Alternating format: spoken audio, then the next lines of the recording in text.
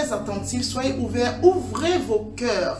Laissez-vous être touchés, laissez-vous être impactés. Laissez vraiment la parole transformer votre vie. Laissez la parole toucher votre cœur. Laissez la prière et toutes les paroles qui seront relâchées produire quelque chose. Je crois vraiment que cette saison, cette situation, cette crise dans laquelle nous sommes, vraiment c'est un moment opportun pour que nous puissions réfléchir à notre véritable identité, à notre véritable destinée. Pourquoi nous sommes sur la terre? Nous ne sommes pas comme dans un parc d'attractions. Nous ne sommes pas juste là pour prendre du bon temps et puis partir. Il y a des personnes qui vivent au jour le jour. Mais est-ce que c'est vraiment la raison pour laquelle nous sommes sur la terre? Alléluia. Et vraiment, c'est pourquoi j'ai été interpellée par le Saint-Esprit à vraiment nous encourager chacun de nous à entrer pleinement dans sa destinée. Peut-être vous ne savez pas ce à quoi vous êtes appelé. Peut-être vous ne savez pas pourquoi vous êtes sur la terre. Peut-être juste que si vous regardez votre vie, comme moi il y a quelque temps, je regardais ma vie et je me disais, mais à quoi bon? Quel est mon rôle sur cette terre? Je n'apporte rien à personne et les autres ne m'apportent pas grand-chose. Est-ce que je suis seulement venu sur cette terre comme ça en vain? Alléluia. Donc comme je le disais, je vais aujourd'hui parler de la prédestination. Parler de la prédestination. Moi, personnellement, dans le passé, avant que je ne connaisse le Seigneur, bien évidemment, je ne savais pas que la prédestination était réelle. Je ne pouvais pas m'imaginer qu'il y a vraiment quelque chose qui a été prédéfini pour ma vie. Et plusieurs personnes ne croient pas à la prédestination. Plusieurs personnes se disent qu'ok, je vis au jour le jour, ce qui se passe, et puis voilà. Et il y a aussi une autre catégorie de personnes qui croient tellement à la prédestination, mais qui sont dans l'extrémité, au point où on bannit le libre arbitre. Mais aujourd'hui, je voudrais vraiment nous apporter la pensée du ciel et nous mettre un peu vraiment en lumière quelques points sur la prédestination et quel est l'impact de ce que Dieu a prévu pour nous et notre impact aussi personnel dans cela. Alléluia. Donc j'aimerais dans un premier temps vraiment nous poser quelques questions. Ces questions que parfois nous nous posons nous-mêmes et ces questions que si nous ne les posons pas, je vous invite vraiment à vous les poser, sont des questions très très importantes. Qui sommes-nous réellement? Qui sommes-nous?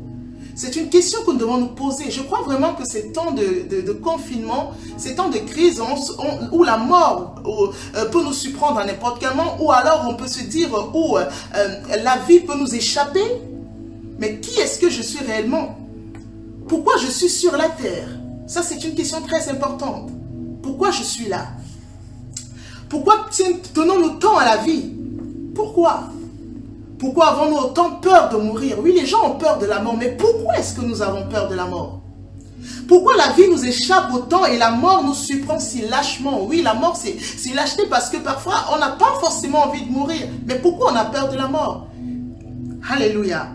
Mais en réalité, quel est mon but? Pourquoi nous sommes là? Je voudrais vraiment insister sur cette question. Je voudrais vraiment que cette question résonne dans votre esprit, résonne en vous.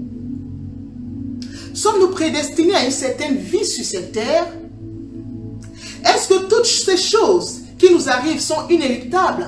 Est-ce que chacune des choses que je peux faire, est-ce que c'est arrêté que cela doit réellement m'arriver et que si ça m'arrive, c'est normal que ça m'arrive parce que de toute façon, je ne pouvais pas échapper à cela. Quelle est mon influence dans ma destinée? Vous pouvez rajouter plusieurs autres questions dans le même sens, mais ce sont des questions vraiment qui sont très très importantes pour chacune de notre vie, de chacune de nos vies, pardon. Alléluia. Donc, qu'est-ce que la Bible pense de la prédestination? Et c'est quoi déjà la prédestination? Qu'est-ce qu'on appelle prédestination? Comme je l'ai si bien dit, vraiment, une personne qui est prédestinée, c'est le destin d'une personne qui est déjà préparée. Tout a été fait à l'avance. C'est comme si peut-être vous montez dans un véhicule et il y a juste un chauffeur qui doit vous déposer à une certaine destination. Vous n'avez absolument rien à faire que de rester tranquille dans le véhicule et aller le moment, dès qu'il arrive à destination, pardon, il vous dépose et vous êtes arrivé. Au fait, plusieurs personnes pensent détenir la vérité. Et c'est pourquoi il a précisé que la vérité ne se trouve qu'en lui. Donc la vérité ne se trouve qu'en la parole de Dieu. Peu importe ce que vous avez pu entendre dans le passé, peu importe ce qu'on vous a dit par rapport à Dieu, peu importe ce qu'on vous a dit par rapport à la destinée, Sachez que la vérité se trouve en Jésus-Christ et nulle part ailleurs. Et Jésus-Christ est la parole de Dieu. Donc, qu'est-ce que la parole de Dieu nous dit en ce qui concerne la destinée, la prédestination, pardon? Qu'est-ce que la parole de Dieu nous dit? J'aimerais dans un premier temps que nous lisons Jérémie 1, verset 5. Et dans d'autres versions, ce sera le verset 4. Jérémie 1, verset 5, il est écrit: Avant que je t'eusse formé dans le ventre de ta mère, je te connaissais. Et avant que tu fusses sorti de son sein, je t'avais consacré, je t'avais établi prophète des nations. Je t'avais établi prophète des nations. Mais tout ça, on peut se dire, mais c'est un peu choquant, quoi, en fait. C'est comme si quand on vient sur la terre, en fait, tout a déjà été fait à l'avance. Parce qu'à la lumière de ce passage, à la lumière vraiment de la vie de Jérémie, on voit le Seigneur lui dit que non, je t'avais déjà tout fait à l'avance. Et là, Jérémie, on va voir par la suite qu'il sera étonné. Il dit, mais je ne suis qu'un enfant. Lui-même, il ne se voyait pas, au fait, comme étant un prophète. Et c'est pourquoi la plupart des personnes, souvent, lorsqu'elles reçoivent un appel de Dieu, elles sont surprises. Elles disent, mais non, mais je ne pouvais pas imaginer que non, moi, j'étais appelée à telle chose. Avait déjà préparé quelque chose pour Jérémie et il a fait de même pour chacun de nous. Et là, on peut se dire, mais ok, Jérémie, ça c'était son cas. Vous savez, oui, il a eu cette grâce parce que nous, on n'a pas tous la possibilité de voir un ange apparaître peut-être dans notre chambre ou alors marche quelqu'un vient nous dire, au fait, oui, le Seigneur a dit ça, ou alors on voit vraiment le Seigneur face à face nous dit telle chose. Mais nous, qui sommes-nous réellement? Parce qu'à la lumière de ça, on se dit, mais si le Seigneur avait déjà tout fait ça à l'avance, mais ça veut dire que on sort on n'est pas tombé comme ça, ce n'est pas juste un fait de hasard que nous sommes là sur la terre. Qui sommes-nous réellement et d'où venons-nous? Ça, ce sont les questions vraiment que le Saint-Esprit a mis dans mon cœur pour aborder. Parce que c'est important de savoir qui nous sommes. C'est important de savoir d'où nous venons pour savoir comment on peut poursuivre la vie et où est-ce que nous allons. Ça, c'est très important. Je vais lire quelques passages de la parole. Si vous avez des notes, notez-les. On va aller au fur et à mesure. Nous allons aller au fur et à mesure. Donc, soyez patients.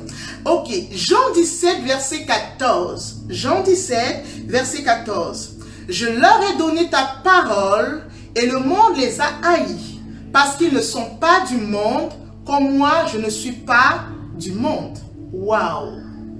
Je reprends la parole, Jean 17, verset 14. Je leur ai donné ta parole et le monde les a haïs parce qu'ils ne sont pas du monde comme moi, je ne suis pas du monde. Vous savez, avant, lorsque je lisais cette parole, et plusieurs personnes ont l'habitude de lire cette parole ainsi, on a l'impression qu'ok, parce qu'on a reçu le Seigneur Jésus-Christ, nous ne faisons plus partie du monde. C'est qu'on a été du monde et puis on a reçu le Seigneur, maintenant qu'on l'a dans son cœur, ok, maintenant le Seigneur nous identifie à lui. Mais vous savez, en réalité, c'est que nous venons de loin. En fait, nous venons déjà du ciel, au fait. Nous venons déjà de l'éternité. Et alors, en venant sur la terre, quand le Seigneur dit cette parole, ce n'est pas pour dire que nous allons devenir citoyens des cieux, des cieux, c'est que nous sommes déjà au départ.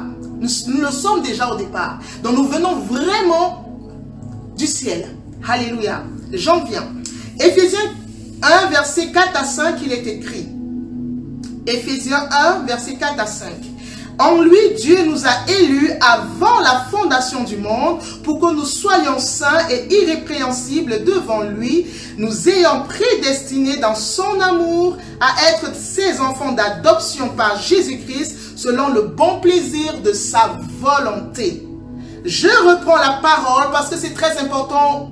Retenez bien, je prie vraiment afin qu'il y ait vraiment une révélation lorsque vous lisez. Vraiment, n'écoutez pas seulement dire, oh, au fait, on connaît ce verset de la parole. Non, il y a tellement de profondeur dans la parole de Dieu. Donc, écoutez cette parole et recevez vraiment la révélation. Lisez entre les lignes. Alléluia. Je relis la parole. Éphésiens 1, verset 4 à 5, il est écrit. En lui, Dieu nous a élus avant la fondation du monde, pour que nous soyons saints et irrépréhensibles devant lui, nous ayons prédestinés dans son amour à être ses enfants d'adoption par Jésus-Christ selon le bon plaisir de sa volonté. Ici, on nous souligne quelque chose de très important. En lui, Dieu nous a élus avant la fondation du monde.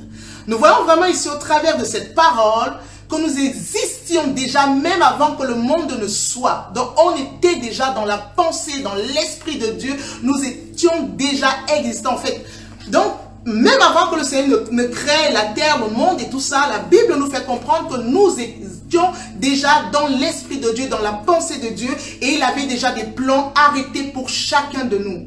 Waouh, c'est si merveilleux. Nous poursuivons la parole. Je vais lire 4 versets, nous sommes déjà au 2e. Je vais les poursuivre.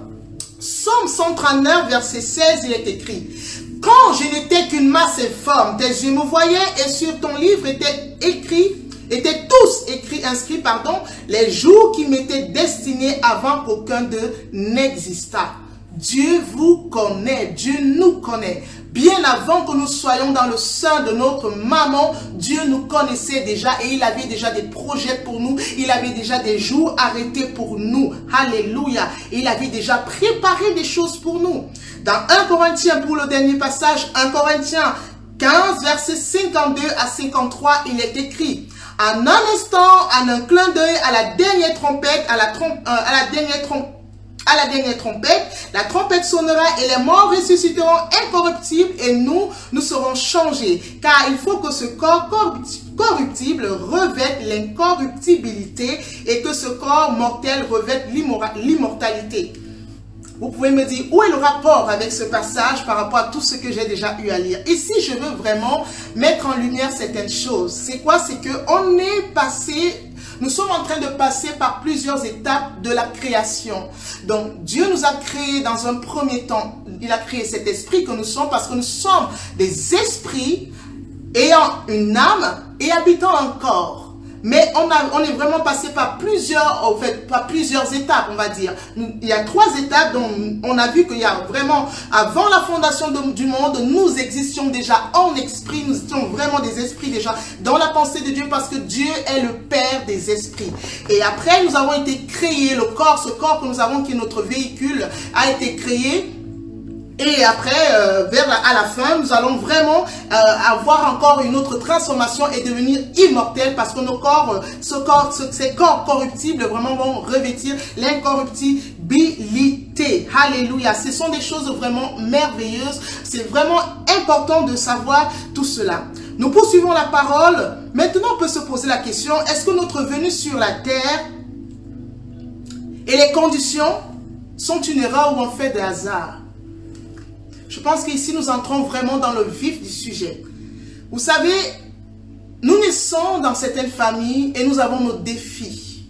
Nous naissons dans certains pays aussi, dans certaines villes, sous des conditions et on se dit, mais pourquoi tous ces malheurs m'arrivent? Je n'ai rien demandé pour naître dans cette famille. Pourquoi je suis obligée de souffrir autant? Pourquoi celle qui est censée être ma mère ne me donne pas autant d'amour qu'elle devrait me donner? Pourquoi je ressens, Seigneur, vraiment ce manque? Et des personnes qui sont là ne me donnent pas tout ce dont j'ai besoin. Pourquoi je suis dans cette souffrance? Pourquoi lui, il est né dans une famille si aisée et moi, je suis vraiment dans une famille si misérable? Pourquoi je suis né dans ce pays? Pourquoi je suis né dans cette ville? Pourquoi je suis né dans ce village où vraiment il y a de la sorcellerie partout? Il y a tellement de questions comme ça qui viennent souvent dans notre esprit. Et on peut voir vraiment des personnes qui sont tellement aussi désespérées que parfois, elles préfèrent même en finir avec leur vie. Moi, personnellement, il y avait un moment dans ma vie, j'aime bien ma famille, j'aime mon papa, j'aimais ma maman et tout ça. Mais il y avait des moments difficiles au point où je voulais parfois en finir. Parce que je me disais, mais en même temps, qu'est-ce que je fais sur cette terre? La vie n'est pas si agréable que ça.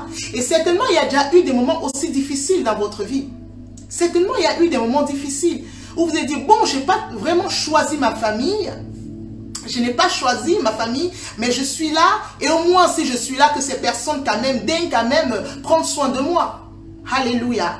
Mais je peux vous dire une chose. Rien n'est le fruit du hasard. Absolument rien.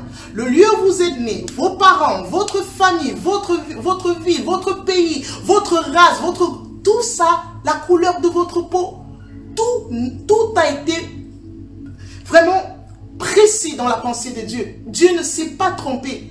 Parfois, on peut se dire, oui, peut-être Dieu s'est trompé. On avait eu la grâce dans notre église, l'église Parole de Vie, de recevoir un grand homme de Dieu, le prophète Tabo, qui nous avait dit quelque chose qui était vraiment resté dans ma pensée. Chacun de nous choisit sa famille. Et là, on a entendu vraiment des gens dire, ah, c'est que j'ai eu vraiment mal choisi. Si j'ai choisi ma famille, s'il fallait vraiment que je fasse le choix de ma famille, c'est pas cette famille que j'aurais choisie. Et je pense que vous pouvez aussi le dire, ou alors vous êtes heureux parce que votre famille vous procure autant de bonheur et que vous, en tant que maman ou en tant que parent, vous pouvez offrir aussi du bonheur à vos enfants et vous serez déçus d'apprendre que votre enfant dise qu'au fait, j'aurais préféré vraiment être l'enfant, on dit de Bill Gates par exemple, l'enfant d'une autre personne. Alléluia. Mais je crois vraiment qu'il y a un choix et ce choix est fait en fonction de notre destinée. Ce choix est fait en fonction de notre mission sur la terre. Alléluia. Dans chacune des choses, dans le choix de notre identité, masculin même ou féminin. Parce qu'il faut savoir que l'esprit, il n'y a pas la notion de sexe devant Dieu, ce n'est pas ça. C'est pourquoi on voit vraiment aujourd'hui qu'il y a toujours de guerre, de combat au niveau du ministère de la femme. Est-ce que la femme doit enseigner? Il n'y a ni homme ni femme devant Dieu, ni juif ni grec. Dieu ne regarde pas les choses comme les hommes. Dieu ne regarde pas ainsi. Mais en fonction de votre mission, Dieu peut vous donner un corps de femme, un corps noir, un corps blanc, un corps rouge, peu importe. L'essentiel, c'est que vous atteignez l'objectif. Vous êtes sur la terre. Alléluia. Et je crois vraiment qu'après ce message, après ce séminaire, votre vie ne sera plus la même. Et vous n'allez plus vraiment reprocher ceux qui sont autour de vous. Vous n'allez plus vraiment vous plaindre sur votre soeur. Mais pourquoi je suis ici? Pourquoi je souffre autant? Pourquoi je suis dans cette famille? Mais vous allez bénir le Seigneur parce que vous allez comprendre que rien n'a été fait par hasard. Alléluia. Donc, tout a été choisi, tout a été arrangé par Dieu. Donc, le problème souvent, c'est quoi? C'est que nous avons une façon de percevoir les choses, pas comme Dieu. Parce qu'on pense que lorsque tout tourne autour de nous, parce que c'est ça la mentalité humaine. On se dit, ok, tout tourne autour de nous. Si je ne suis pas heureux, ça veut dire que non, c'est une erreur. Si vraiment je ne m'épanouis pas, si je n'ai pas la paix, si je pleure tout le temps, ça veut dire qu'il y a une erreur, il y a un bug quelque part. Non, Dieu ne regarde pas les choses ainsi. Dieu choisit les choses et nous envoie ou dans une famille ou dans un pays en fonction de la mission. Parce que, comme je l'ai lu au préalable, nous venons de l'éternité. Nous sommes des personnes spirituelles. Nous ne sommes pas du monde, mais nous venons dans le monde pour un objectif bien précis, bien particulier, et il faut bien que nous soyons en fonction de notre mission dans un environnement qui va favoriser vraiment l'expansion de cette mission et l'accélération et tout ça, tout ce qui va avec. Alléluia. Donc, je poursuis la parole. On va peut-être voir l'image tout simplement de Jésus. La vie de Jésus était une vie prophétique. Et chacune de nos vies sont des vies prophétiques. Nous sommes des personnes prophétiques dont la vie du Seigneur Jésus-Christ était écrite. Les prophètes, il y a plusieurs prophètes qui ont prophétisé, notamment Ésaïe. Plusieurs personnes ont prophétisé. Je ne vais pas m'attarder là-dessus. Mais on voit vraiment qu'il fallait que Jésus-Christ naisse, soit porté par une vierge. Donc, peu importe, mais il fallait que ce soit une vierge. Le nom de la vierge n'a pas été mentionné.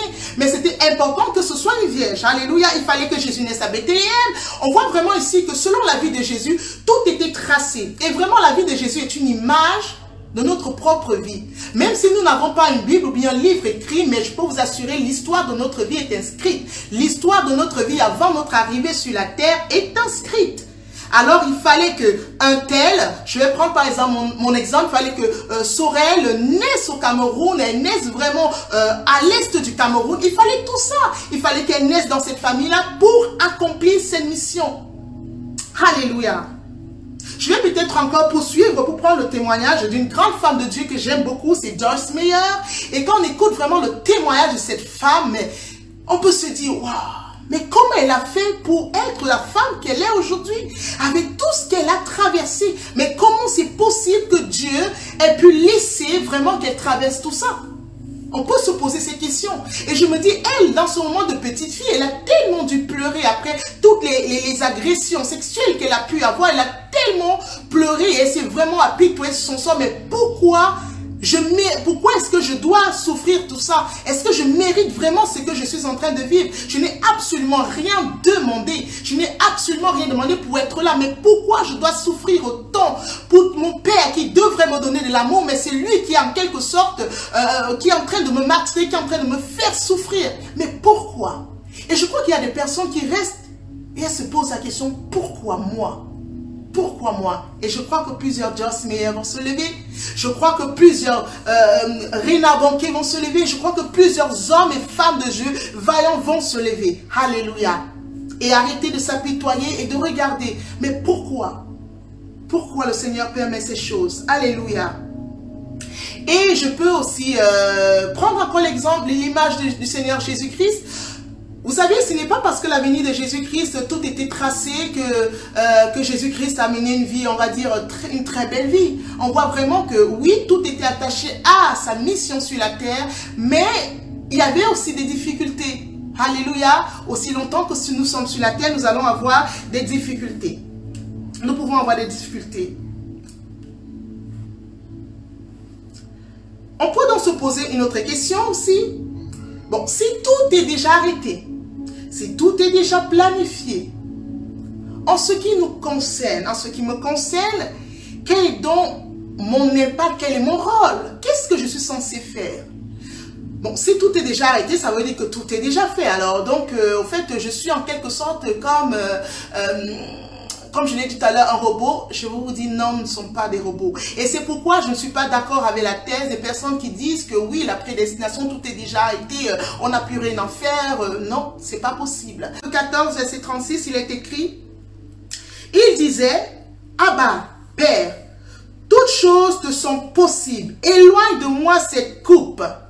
Éloigne de moi cette coupe. Jésus-Christ est venu pour une mission bien précise. Mais arrivé à un moment donné de sa vie, il s'est retrouvé en train de prier parce que c'était lourd, c'était difficile. C'était difficile. Il a dit à son Père, éloigne de moi cette coupe, toutes choses sont possibles. Mais il a poursuivi, toutefois, non pas ce que je veux, mais ce que tu veux. Non pas ce que je veux, mais ce que tu veux. Ici, on peut se dire, moi je vais définir la prédestination comme étant la volonté de Dieu pour notre destinée. Dieu a une volonté. La Bible dit dans le livre de Jérémie encore que Dieu a des projets, les projets de paix et de bonheur pour nous. Donc la prédestination, en quelque sorte, ce sont des projets que Dieu a pour nous. Il nous envoie sur la terre pour une mission prédéfinie. Il y a vraiment tout. Il a mis tout à notre disposition. Il a vraiment, nous n'avons manqué de rien. Alléluia. Mais ce qui se passe, c'est qu'il ne nous empêche pas d'avoir notre mot à dire. Nous sommes dans notre totale liberté. Jésus-Christ pouvait arrêter sa mission. Il était libre d'arrêter. Parce que là, il dit, non pas, il avait une volonté. On voit vraiment que Jésus avait sa volonté. Parce que c'était difficile à ce moment-là. Mais il a fait comprendre que Seigneur, non pas ma volonté, mais la tienne. Donc vous pouvez être prédestiné à quelque chose, mais stoppez cette chose-là.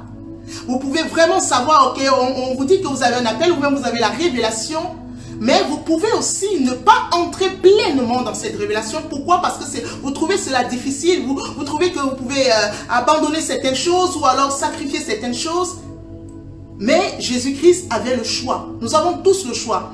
Je vais encore prendre un autre exemple vraiment pour prouver que la thèse d'une prédestination, une destinée totalement arrêtée n'est pas vraie, parce qu'on va voir aussi au Jardin d'Éden. Depuis le Jardin d'Éden, Dieu a des projets pour l'homme. Depuis le commencement, Dieu avait des projets. Il a eu des projets pour l'homme. Il a eu des projets pour Adam et Ève. Et on voit vraiment que ces projets, ce n'est pas parce que Dieu a une volonté que sa volonté est obligée de s'accomplir. Jésus-Christ pouvait prier, dire que ta volonté soit faite sur la terre comme il le fait au ciel, parce que la volonté de Dieu n'est pas clairement faite sur la terre.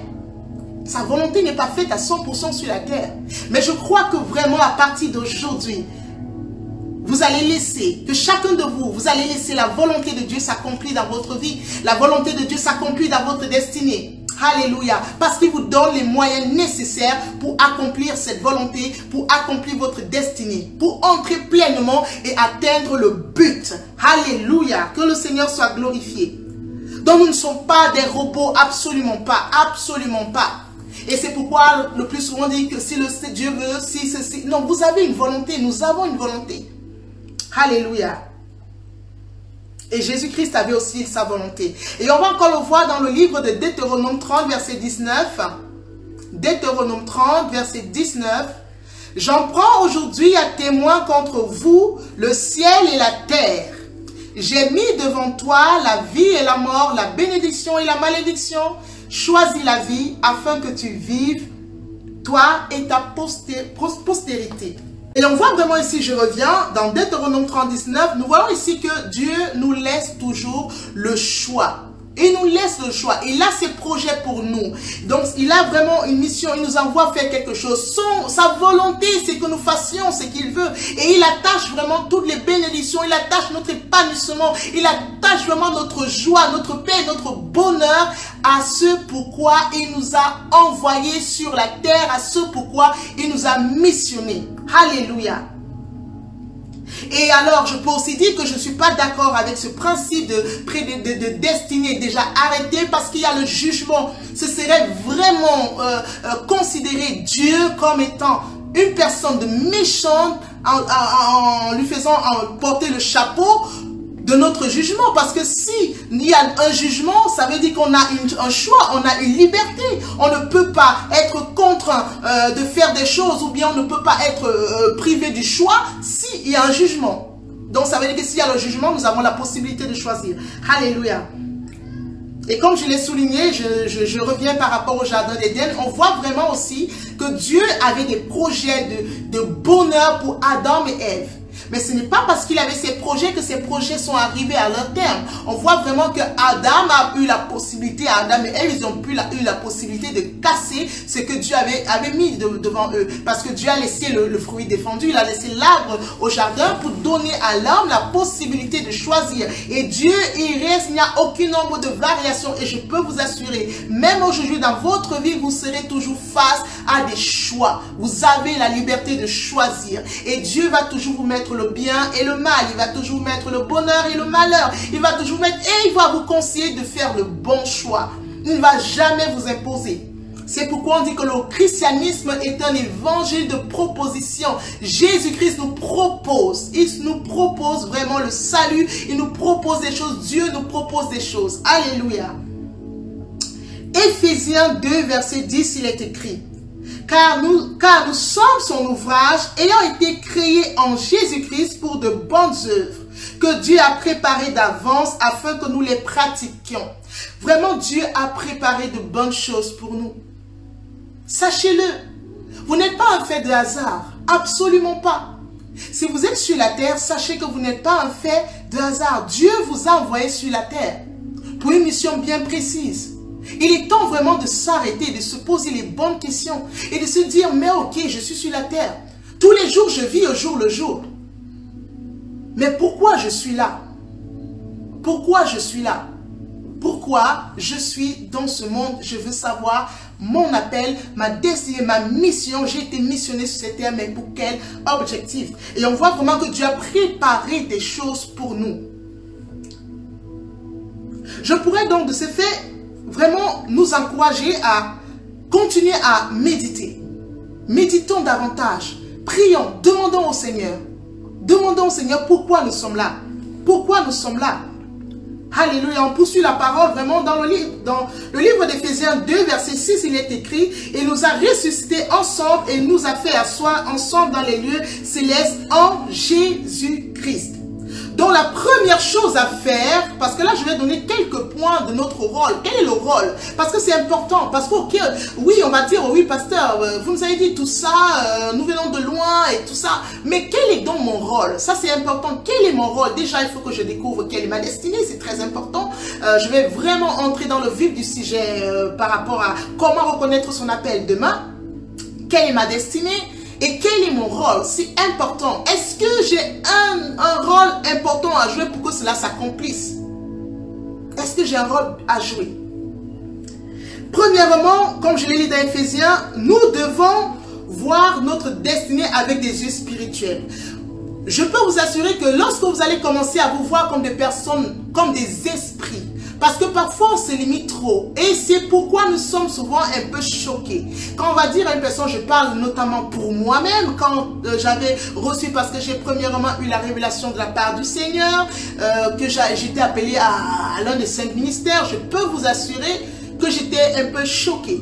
Parce que et la plupart des personnes, lorsqu'on leur dit que, ok, vous avez un appel, tu as un appel sur ta vie, et notamment Jérémie, on a vu l'exemple de Jérémie tout à l'heure, Jérémie était étonné vraiment qu'il était appelé à un si grand ministère. Il était étonné par rapport à son âge, par rapport à par rapport à tellement de choses. Mais la réalité c'est quoi? C'est que Dieu, lorsqu'il nous appelle, c'est qu'il sait qui nous sommes. Il sait le potentiel qu'il a mis en nous. Quand vous recevez une prophétie, peut-être que vous avez déjà eu enterré des prophéties. Vous avez dit de toute façon, depuis qu'on m'a dit cette chose, je ne vois rien s'accomplir. On me dit, oui, je serai une grande femme de Dieu. On me dit, je serai un grand homme de Dieu. Mais en même temps, j'ai tellement de défis. Je vois, je suis rien. Je suis une petite personne. Je n'arrive à rien faire. Je passe mes nuits à pleurer. Je n'arrive même pas à prier. Et on reste dans la culpabilité. On se sous-estime. Hé, mon ami, mais Dieu ne te voit pas comme tu te vois. Celui que Dieu voit, c'est celui qui est dans l'éternité. Celui que Dieu voit, c'est cet esprit-là. Cet esprit que lui-même, il a conçu.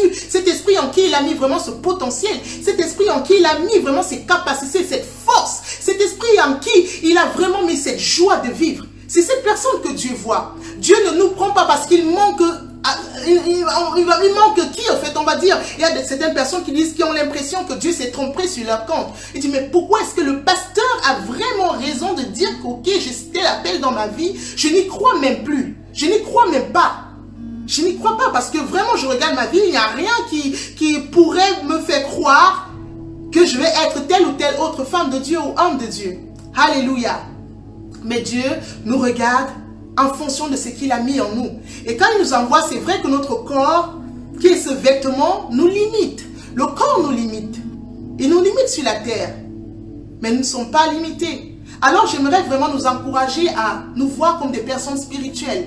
Vraiment, ayons la pensée, projetons-nous dans l'éternité, dans les lieux célestes. Non, en fait, en réalité, je suis de passage sur la terre. En réalité, j'ai été missionné sur la terre, mais je vis dans l'éternité.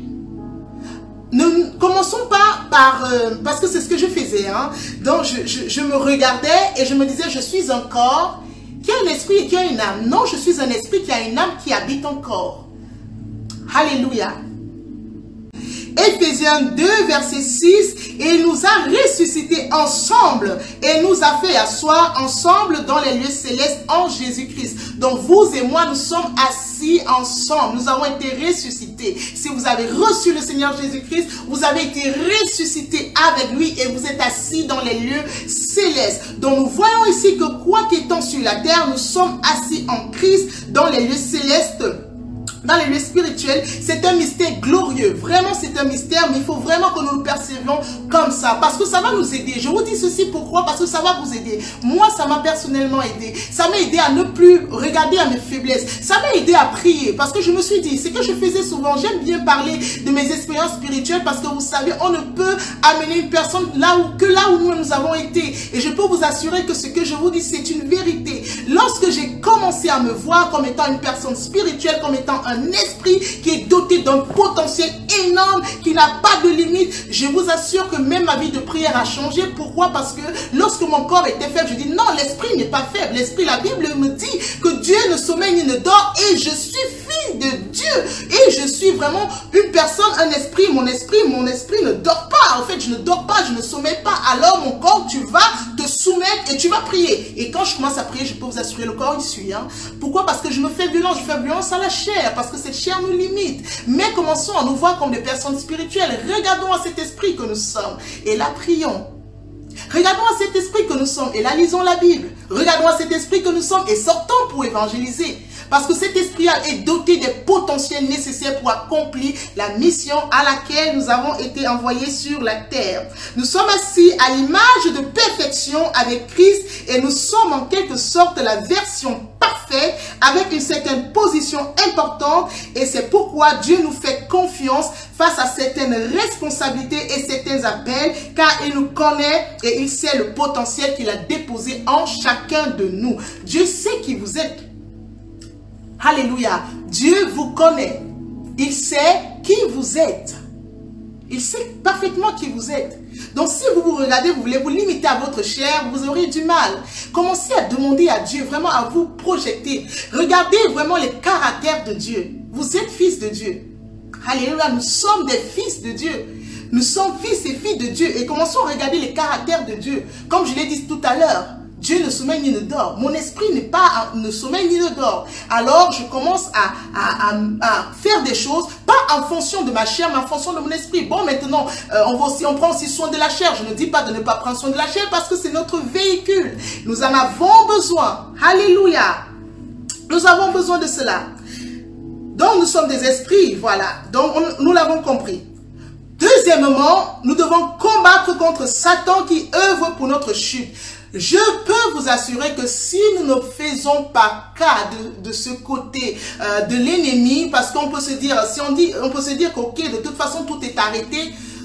Tout était arrêté au jardin d'Éden, hein. Tout était arrêté pour Adam et Ève, tout était arrêté selon Dieu, il avait vraiment des beaux projets pour Adam et Ève, mais il était là, le malin était là, Satan était là pour vraiment empêcher que le plan parfait de Dieu ne s'accomplisse.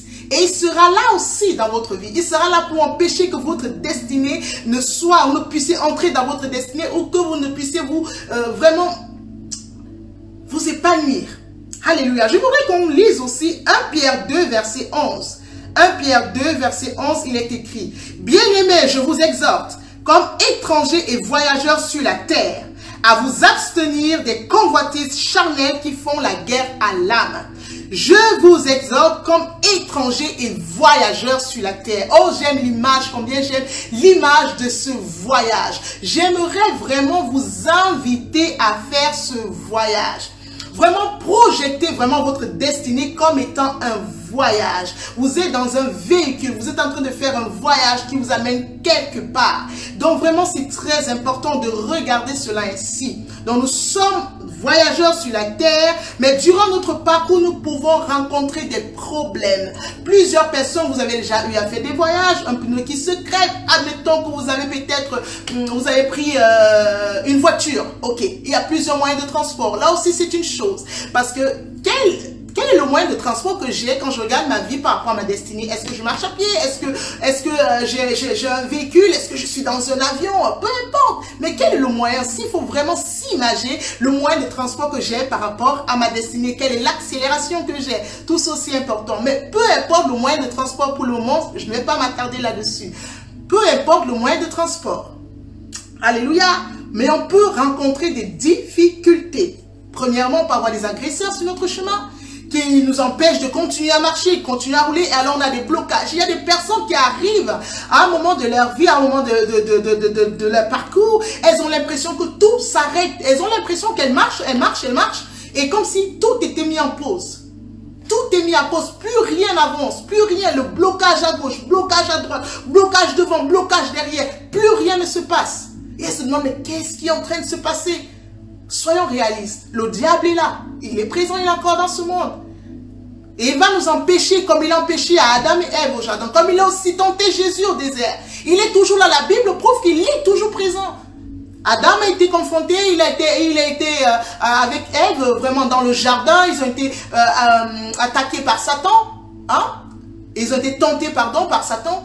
Et ils étaient vraiment au jardin, on voit vraiment l'aspect du jardin, tout était beau, tout était rose.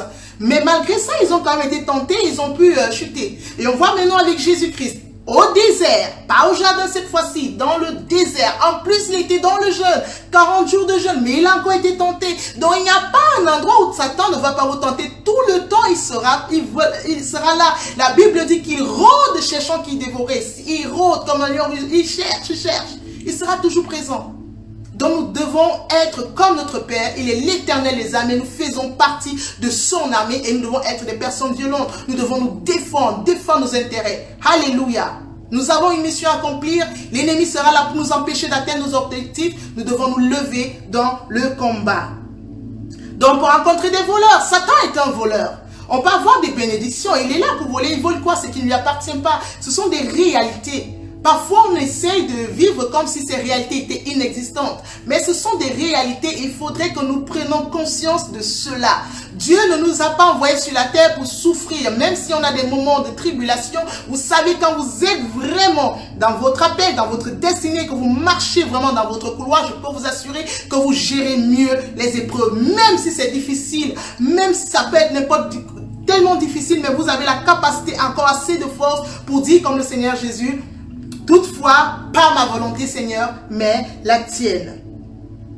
Donc, une route barrée, une route impraticable aussi. Et c'est pourquoi on peut voir que certaines personnes, parfois dans vos songes, je l'ai vraiment ressenti quand je préparais cela, qu'il y a plusieurs personnes.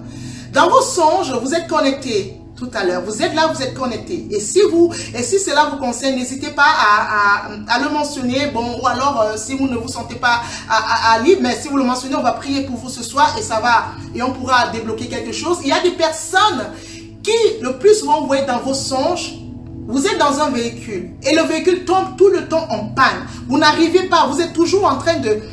il faut toujours que vous réparez votre voiture. Ou alors certaines personnes, vous arrivez, la route a l'impression d'être coupée, vous ne pouvez plus avancer. Et parfois, les songes, je le dis, on ne vit pas dans ses rêves, c'est vrai, mais les rêves parlent beaucoup. Dieu n'est pas limité dans sa façon de nous parler. Dieu nous parle. Il nous parle vraiment même dans les songes. Dans nos rêves, il nous parle. Et parfois, vous voyez qu'ok, vous arrivez, vous faites agresser, vous êtes en train de faire un voyage, vous faites agresser tout le temps. Je parle ici pas des rêves de temps en temps, ça se répète de manière récurrente.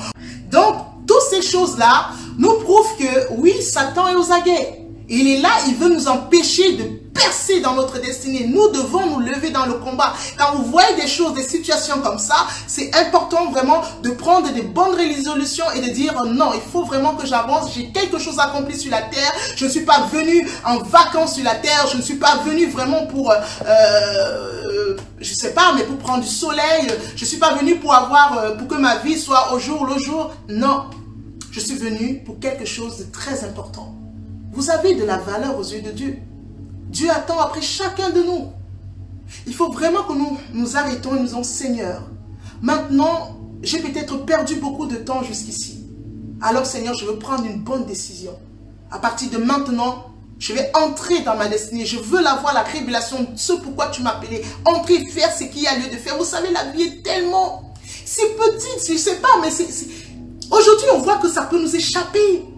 La réalité de la vie dans laquelle nous sommes aujourd'hui, ce n'est pas une situation d'un pays, c'est mondial. Le Seigneur peut revenir à n'importe quel moment. Vous pouvez vous arrêter de vivre à n'importe quel moment, mais nous croyons vraiment que le Seigneur, avec toutes les prophéties que nous avons reçues, il y a encore du temps. Mais combien de temps? Mais combien de temps? Vous avez quelque chose à faire. Est-ce que vous vous rendez compte que chacun a son rôle à jouer et celui qui ne fait pas ce qu'il a à faire bloque l'expansion du royaume des cieux? Alléluia. Parce que j'aimerais souligner quelque chose de très important. Toutes les missions, toutes les destinées sont attachées à deux choses, deux principes, deux choses fondamentales. La première, c'est le gain des âmes. La seconde, c'est vraiment l'édification du corps de Christ. Tout ça au vu de l'expansion du royaume des cieux. Alléluia.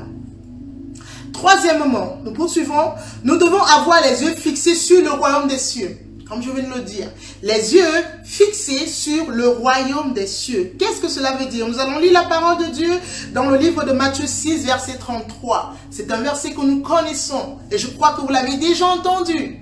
Matthieu 6, verset 33. Cherchez premièrement le royaume et la justice de Dieu et toutes ces choses vous seront données par-dessus tout. Là, le Seigneur exhortait vraiment à ne pas s'inquiéter parce qu'il prend soin de nous. Et le plus souvent, nous nous inquiétons parce que quand nous voyons que ça ne va pas, telle situation ne va pas, je recherche un enfant, je n'ai pas d'enfant, je suis malade, je recherche un travail, je n'ai pas de travail, je n'arrive pas à payer mes factures, je n'arrive pas à payer, à envoyer mes enfants à l'école. Et je suis dans les inquiétudes. Le Seigneur nous encourage. Cherchez premièrement le royaume et la justice de Dieu et toutes ces choses vous seront données par-dessus tout. J'aimerais vraiment mettre une autre lumière par rapport à ce verset de la parole. Parfois on a l'impression qu'ici, Jésus-Christ conditionne la bénédiction. Ok, bon, si vous cherchez le royaume des cieux, alors je vous donnerai. Non, en fait, ce que Jésus-Christ veut nous faire comprendre, ce n'est pas ça. Ce qu'il veut nous faire comprendre, c'est qu'au fait, vous avez été envoyé pour une mission, c'est pour le royaume. Je vais le lire, ce que j'ai marqué. Ce verset de la parole ne révèle pas une condition pour recevoir les bénédictions de Dieu, mais ça nous met en lumière le but de notre venue sur la terre, notre responsabilité quant à notre mission. Jésus-Christ nous fait comprendre que nous venons d'un royaume céleste et que nous avons été missionnés sur la terre pour les intérêts du royaume auquel nous appartenons. Et si nous nous écartons de cette mission, nous nous exposons nous-mêmes, car l'essence de notre bonheur et de notre épanouissement se trouve dans notre mission. Alléluia. On voit vraiment ici que ce qui se passe, au fait, Ce n'est pas qu'il conditionne, non, Jésus qui nous... Mais en fait, ce qui est important, c'est que vous avez dit, nous rappelle que cherchez le royaume des cieux et la justice de Dieu. Mais tout ça vous sera donné. Pourquoi? Parce que c'est notre chemin, c'est le chemin de notre destinée, c'est notre couloir. Il y a tout, absolument tout. Il dit, au fait, vous n'êtes pas venu pour ça. Vous n'êtes pas venu pour ça. Hein? Notre mission sur la terre, ce n'est pas le mariage. Vous n'êtes pas venu sur la terre pour chercher le mariage. C'est ce que Jésus-Christ va nous faire comprendre. Vous n'êtes pas venu sur la terre pour chercher le mariage. Vous n'êtes pas venu sur la terre pour chercher les enfants. Vous n'êtes pas venu sur la terre pour chercher de l'argent. Vous n'êtes pas venu sur la terre pour chercher du travail. Vous n'êtes pas venu sur la terre pour chercher de la gloire. Vous n'êtes pas venu sur la terre pour toutes ces choses après lesquelles vous courez. Vous êtes venu sur la terre pour les intérêts du royaume des cieux parce que c'est votre royaume. C'est de là que vous venez. Vous êtes venus pour les intérêts de notre royaume. Jésus nous rappelait cela en fait. Il nous rappelle que c'est pour notre royaume que nous sommes là. Et j'aimerais vraiment vous encourager à voir les choses ainsi. Vous voyez tous ces petits bobos que nous attendons, nous espérons, on veut la bénédiction, on veut la prospérité, on veut ci, on veut ça. Jésus qui dit, mais écoutez, vous n'êtes pas venus pour ça. Mais sur le chemin de votre destinée, Dieu quand il envoie, il pourvoit. Jamais il va nous envoyer pour souffrir. Donc quand il nous envoie, il nous équipe. Et nous avons été équipés pour ne pas souffrir. Alléluia. Nous avons été équipés. Alléluia. Nous sommes censés défendre les intérêts du royaume des cieux. Alors vraiment, je vous encourage dans le gain des âmes. Prêchons l'évangile. C'est important. Soucions-nous vraiment de l'édification. Si votre frère remet dans le besoin, il a besoin d'une parole, d'exhortation, d'encouragement. Vous êtes là pour ça. Nous sommes là pour ça. Chacun est là pour ça. Encourageons-nous les uns les autres. Toutes les choses viendront automatiquement parce que c'est inclus vraiment dans notre mission. Dans notre mission, tout est inclus. Alléluia. Avant de faire le résumé, je vais faire un résumé pour finir, mais je voudrais vraiment aborder une question qui m'a beaucoup interpellée. C'est la question vraiment sur l'impact du salut dans la prédestination. Y a-t-il des personnes qui sont condamnées automatiquement à l'enfer?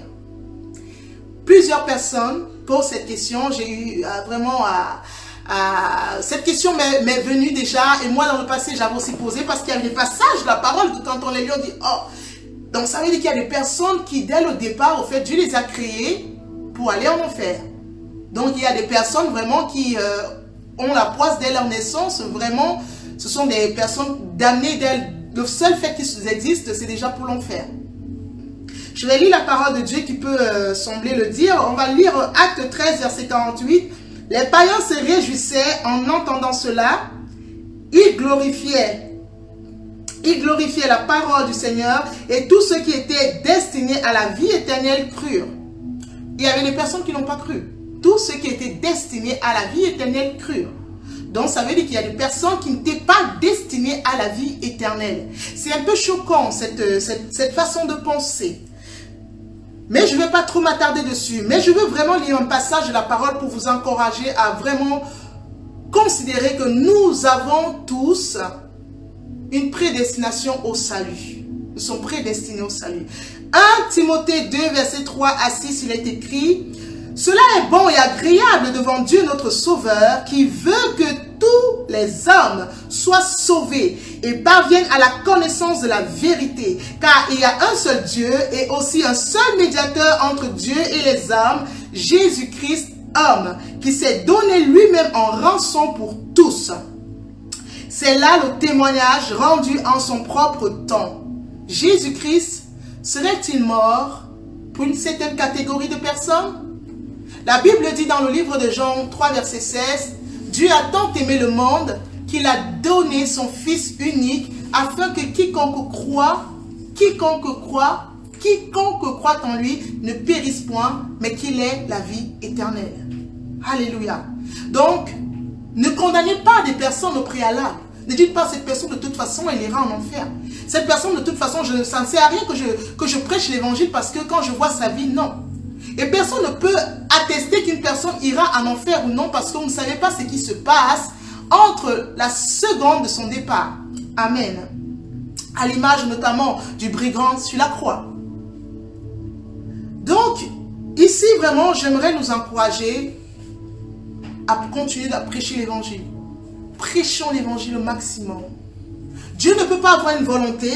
On dit ici, cela est bon et agréable à Dieu agréable devant Dieu, notre Sauveur, qui veut. Je vous ai dit que la prédestination fait partie de la volonté de Dieu. La volonté, ça veut dire que nous avons été prédestinés à ça. Bon, maintenant, il y a aussi des personnes, des créatures qui ne sont pas de Dieu.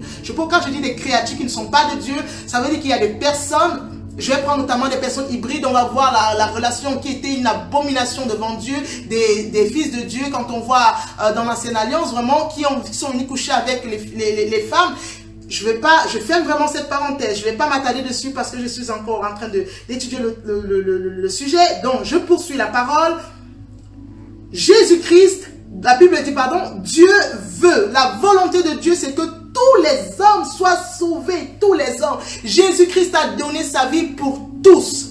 Tout le monde a vraiment droit au salut. Tout le monde. Il n'y a personne qui est exclu de la possibilité d'être sauvé. Alors prêchez l'évangile. Prêchons l'évangile. Prêchons, ne nous arrêtons pas de prêcher l'évangile. Et il y a encore quelque chose de glorieux. Parce que j'aimerais aussi souligner par rapport au salut que ce n'est pas lorsque nous donnons notre vie au Seigneur que notre nom est inscrit dans le livre de vie. Dieu a inscrit nos noms déjà. Il l'a déjà fait. Avant même que nous venions accomplir notre mission sur la terre. Et maintenant, les choses peuvent changer en fonction de ce que nous avons eu à faire sur la terre.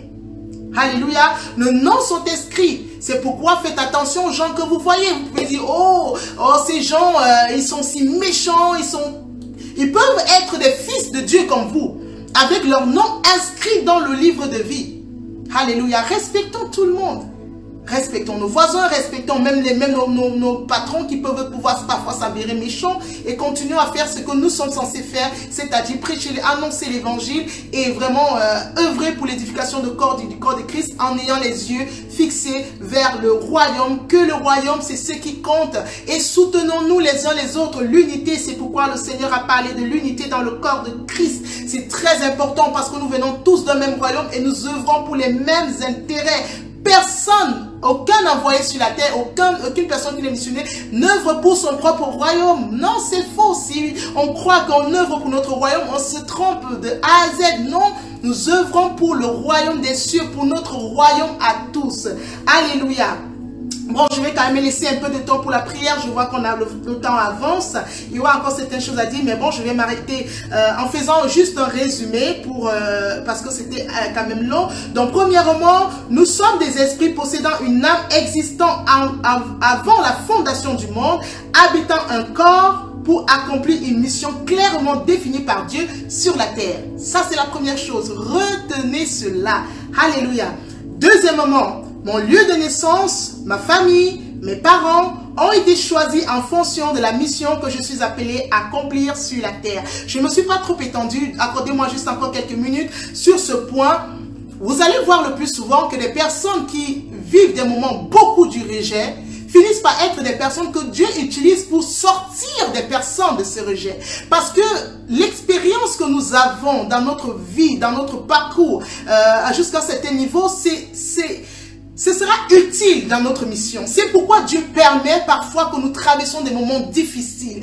Parce que nous serons mieux placés pour comprendre ces personnes-là. Je peux vous assurer que moi aujourd'hui, j'ai été vraiment délivré de plusieurs de mes maux, de plusieurs choses, de plusieurs des souffrances que j'avais dans mon âme, dans mon être intérieur, par des personnes qui traversaient les mêmes difficultés que moi. Je peux vous assurer même aujourd'hui, c'est triste de le dire, mais c'est une réalité. Moi, aujourd'hui, si j'ai un problème dans mon couple, je vais aller voir un homme de Dieu qui est marié. Vous n'êtes pas marié, c'est sûr que vous ne serez pas très crédible parce que vous ne viviez pas les réalités du mariage. Vous ne viviez pas les réalités. Et Dieu nous fait traverser par des moments difficiles et pour que demain nous puissions aider certaines personnes. Alléluia, qui vivent des mêmes situations. Moi, j'ai traversé plusieurs moments difficiles dans ma vie et je me suis en sortie et je peux vous assurer que c'est une personne qui était dans le passé, qui est actuellement, qui vit la vie que moi j'ai eu à vivre dans le passé, c'est sûr qu'aujourd'hui j'ai des mots pour aider cette personne à s'en sortir parce que je suis le témoignage vivant que c'est possible que la personne s'en sorte. C'est un peu ça. Je peux vous assurer que la situation dans laquelle vous êtes aujourd'hui, est un témoignage, sera un témoignage d'ici peu. Vous serez en quelque sorte un témoignage vivant pour une personne qui sera en train de traverser les mêmes difficultés que vous traversez, parce que vous allez vous en sortir. Je peux vous assurer, vous allez vous en sortir. Et vraiment, regardez ce moment, profitez au maximum de la situation. Vous savez, la durée de l'épreuve est souvent en fonction de notre capacité à assimiler la leçon que Dieu voudrait nous faire comprendre. Donc, regardez vraiment l'épreuve dans laquelle vous êtes. Regardez la souffrance. Vous dites, ok, lorsque je vais sortir, parce que ça c'est aussi raisonné par la foi. Vous dites, ok, lorsque je vais sortir de cette situation, oui, je pourrais dire à telle personne qu'ok, il faut faire comme ça, il faut faire comme ça, parce que oui, j'ai eu du mal ici, j'ai eu du mal comme ça. Vous avez tellement machiné le truc, vous avez tellement été dans la chose que quand vous sortez, je peux vous assurer, vous avez la tête haute et vous pouvez sortir les gens du trou. Hein. Mais sans avoir vécu la chose, ce serait difficile. Mais je ne veux pas dire par là que si vous n'avez pas vécu, vous ne pouvez pas aider. Oui, vous pouvez aider. Mais je peux dire que vous êtes mieux placé lorsque vous avez traversé des choses. Et Dieu nous fait passer par certaines situations en fonction de notre mission. Il nous fait naître dans certaines familles, dans certaines cultures, dans certaines races aussi. Même la couleur de notre peau. Et fonction de ça aussi.